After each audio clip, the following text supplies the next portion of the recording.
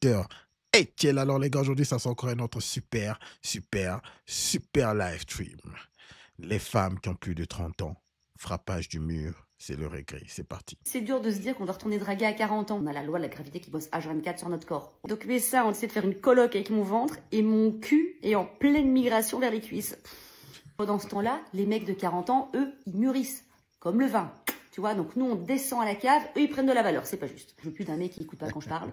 Je veux plus d'un mec qui me dit quand je suis chiante, mais qu'est-ce que t'as tes règles? Nous, quand ils sont chiants, est-ce qu'on leur dit, mais dis donc, t'as les couilles pleines? On ne fait pas ça. Et c'est vrai que la séduction à 40 ans, c'est pas la même. C'est un peu plus technique. De faire attention à la lumière, aux angles, à la fatigue, aux enfants qui dorment dans la chambre à côté. C'est plus du tout un flirt, hein, c'est une production Netflix. Donc ça te met un peu des barrières. Tu te fais, oh, je sais pas si je suis motivée au final. On n'a plus 20 ans, on en a plus 30 d'ailleurs, on en a 40. Mais je pense qu'on reste des meufs et qu'on reste des bombes. Au final, vraiment, même si on est un peu stressé, je pense que la pêche peut être bonne. Ah ouais, c'est la réalité. Au début, c'est les femmes qui sont dans leur pic, mais tout après, dans la vie, c'est les hommes qui... Ça change, la flèche change. Allez meuf, j'ai pas dormi de la nuit. Je me suis dit, ça y est, j'ai passé le cap des 40. T'as l'insomnie qui a fait toquer à ma porte comme une pote relou là. Coucou, on se connaît pas, on va passer les 10 prochaines années ensemble. Ta gueule. Pire, c'est les hormones qui bossent, c'est chaud. T'as froid, tu transpires, là tu transpires pendant la nuit comme si t'avais fait un marathon dans un four à pizza, tu vois, du coup ton pyjama, c'est plus un pyjama, c'est une serpillière, eh ben vas-y, va éponger la cuisine, jacouille, non mais sérieux.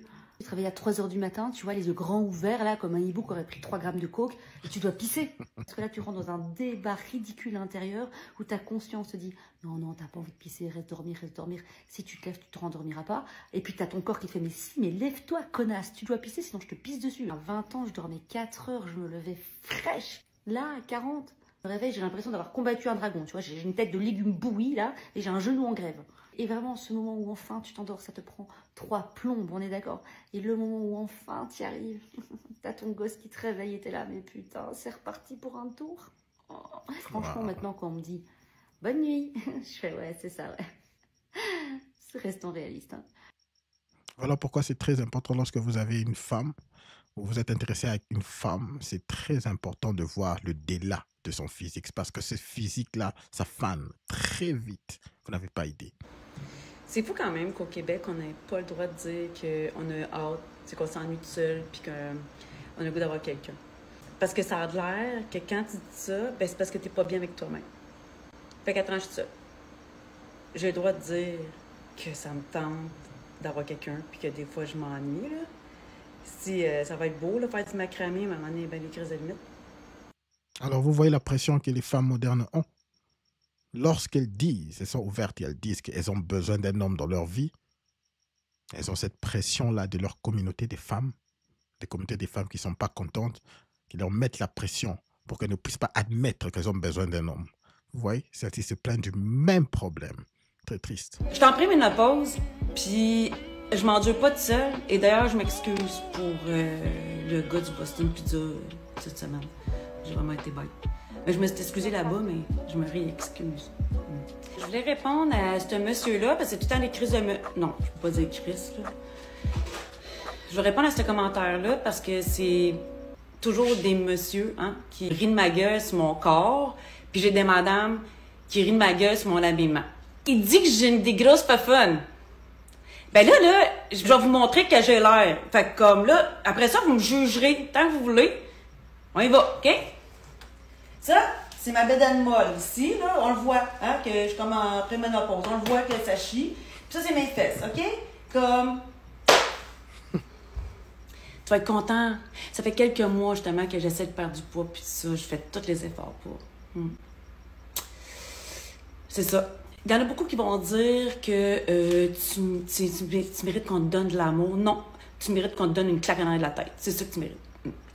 Puis sérieusement, là, je comprends pas que les hommes... Pourquoi vous donnez votre opinion sur le corps des femmes? Vous êtes calissement pas une femme. Fait que c'est ça. Fait que comme, pour vrai, là, vous avez vu mon corps, là. Est-ce que, je sais pas, si vous voulez voir mes mollets, comme... Peut-être que ça vous tente de juger aussi, mais là, c'est le temps. Allez-y, les petits gars. Let's go, donnez-vous, là. Vous allez pouvoir me juger tant que vous voulez. Je crois que si ça ne l'avait pas fait mal, elle n'allait pas faire toute une vidéo pour répondre à ce commentaire. Ça veut dire que vraiment, son physique ne lui plaît pas. Parce que lorsque tu sais que tu es bien, tu n'auras pas cette urge de te plaindre ou de te justifier et montrer ton corps pour que les gens puissent te juger. Tu seras sûr de toi. Cours de créole aujourd'hui, histoire vraie, c'est ma vie. Hein? Donc, mieux va voir maman comme ça, puis maman dit à moi comme ça, tiens, Alexandra, quand c'est où va trouver un bonhomme? Ah non, mais là, il peut plus, hein? Là, il peut plus, hein? Regarde, toute cousine a trouvé un pied de riz, là. Et où? Qu'est-ce qu'on fait? Qu'est-ce qu'on fait? Au début de première jeunesse, on dirait un vieux samoussa comme ça, c'est un Louis fromage, en train de dégouliner comme ça à midi, là. Donc, ma mère me dit comme ça qu'en fait, ben, je suis vieille et que ma cousine a trouvé en fait un homme riche. Voilà. Bref. Et que du coup, qu'est-ce que je fais? Alors, du coup, bah, je dis, bah, bon, bah, mais ressort de là, t'es chez moi, t'es un peu en désespérance, hein. Donc là, un bouquet pas la moitié, un bout du passé comme ça, il dit, t'es Alexandra, t'es Miyama ou quand même, hein, ou t'es jolie, ou t'es rigolote, tout ça, où on rayonne le soleil. Alors, donc, il y a un gars, en fait, du passé, jeune, qui m'appelle et qui me dit comme ça, waouh, Alexandra, tu sais, je t'aime beaucoup, tu es vraiment un rayon de soleil, tu es magnifique et tout ça. Moi, elle est content, moi, je dis comme ça, elle est content, hein. Et là, le bouc diamant comme ça, on aurait été un peu plus jeune, là, moi, m'aurait épouse à où, hein. Donc, en fait, le minot me dit, si tu avais été plus jeune, je t'aurais épousé. Bon, bah là, t'es mis à soir, là, moi, il y a soir, moi, m'y bois pas, du tout, hein. Ben, moi, elle a pris un rhum, gingembre, tout ça, parce que moi, était un peu en désespérance. Mais là, m'y rigole, mes yeux, ils rigolent, mais moi, m'y rigole pas du tout, hein. Wow. Donc, en fait, hier soir, dans le désespoir, j'ai pris un rhum arrangé au gingembre, n'est-ce pas? Et voilà. Donc, on dirait que je rigole, mais en fait, je rigole pas. Là, à l'intérieur, là, moi, elle est en train de pleurer. Là, ma mamie pleure, là. Moi, voilà. Donc, Alexandra, créole, célibataire, qui ressemble à un vieux samoussage fromage à midi en train de dégouliner. Voilà. Et gaillard, hein. Donc, Alexandra, célibataire dans le sud de la France, créole désespérée, avec une mère qui lui fout la pression parce qu'elle est vieux. Ça. Voilà la réalité. Lorsqu'elles deviennent très vieilles, les hommes qu'elles veulent ne leur veulent pas. Elle a eu des compliments de la part d'un homme qu'elle veut, mais qu'est-ce que ce gars lui dit? Si tu étais beaucoup plus jeune, j'allais t'épouser. Ah, ça fait mal, ça pique. Bon, je vais juste prendre 1 minute pour répondre à ce charmant commentaire. Il faut savoir qu'il avait déjà commenté, il avait écrit « Encore une mère célibataire qui pense qu'elle peut faire la difficile avec ses critères. » Moi, personnellement, je trouve pas que c'est un problème d'avoir des critères, hein, au contraire. C'est savoir ce qu'on veut, c'est se respecter, éviter de perdre du temps. Il y a certains critères qui sont importants et que ça sert à rien de se lancer tête baissée dans une relation si ces critères ne sont pas respectés. Par contre, j'ai oublié un critère très très important, c'est les hommes misogynes. Alors ça, c'est clair qu'en 2025, c'est aussi ce qui me pose problème. Sur les réseaux sociaux, il y a une telle haine envers les femmes. Maintenant, c'était une vidéo en plus humoristique, hein, si vous l'avez regardée jusqu'à la fin. Je vais essayer de ne pas prendre ça contre moi. Donc la femme périmée, elle va s'en aller. Je vais aller me laisser périr sur le canapé, vu que de toute façon, je mérite rien d'autre que de me laisser moisir et puis de me faire jeter à la poubelle. Ah, ça les fait mal lorsqu'elles ont ces genres de messages, du genre périmé. Quelqu'un dit que tu es périmé après 35 ans. Si tu n'es pas périmé, tu crois que tu es au top. Alors, laisse passer. Je cherche un homme gentil, réconfortant, organisé, stable, poli, efficace. Non, merci. Non, merci. Brisage du dos uniquement. J'ai appris qu'il y a un de mes crushs qui est sur Bumble. Et plutôt que de lui écrire tout simplement et de lui proposer de faire une activité, qu'est-ce que je fais? Je me crée un profil sur Bumble et j'espère de tomber sur lui. Est-ce que je suis la seule à faire ça? C'est pas vrai. Les femmes travaillent pour tout ce qu'elles veulent dans la vie. Elles vont faire les études, elles travaillent dur. Elle veut avoir ceci, elles travaillent dur. Elle veut avoir presque tout ce qu'elles font dans la vie. Lorsqu'elles veulent se faire belles, voilà, elles font des sacrifices. Mais lorsqu'il s'agit de quelqu'un, elles ne veulent pas faire le premier pas. Quelqu'un qu'elles veulent vraiment. Elle a un crash sur quelqu'un, elle va dans un site. Au lieu de lui parler directement, elle va dans un site pour s'inscrire et attendre. que le type puisse faire le premier pas vers elle.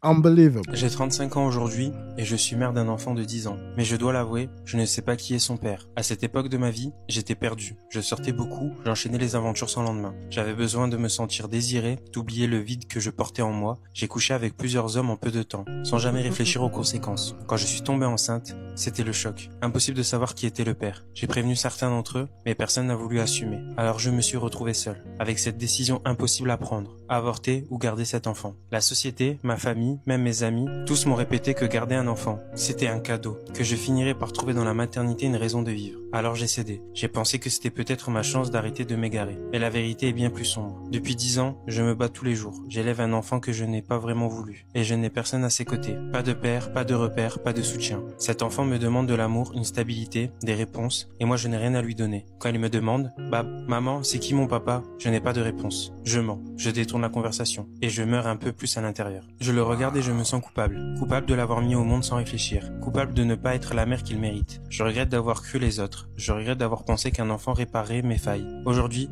je vis avec ce fardeau. Un amour brisé, une maternité forcée et le poids écrasant d'un secret que je n'arriverai jamais à effacer. Waouh.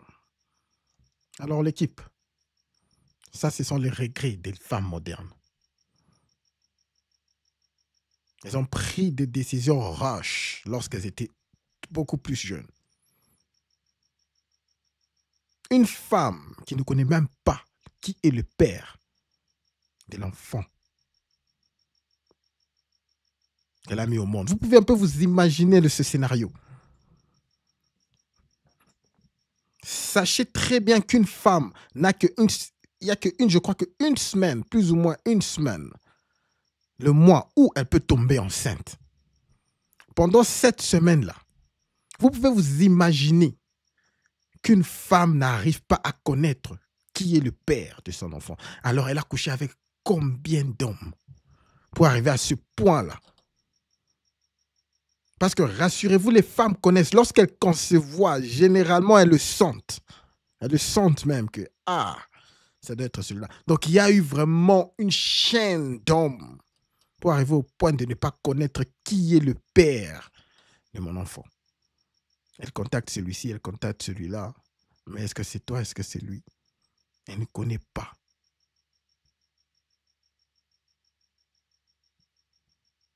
Bref, vous voyez de quoi je parle. Alors, avec toute cette chaîne de vidéos, nous avons vu des femmes qui sont jaloux de comment est-ce que nous, les hommes, nous vieillissons. Nous vieillissons comme du bovin. Alors qu'elles sentent la gravité. Ok? Commencer à faire les effets sur leur corps lorsqu'elles atteignent plus de 30 ans, 35 ans, 40 ans. La solitude, c'est une réalité.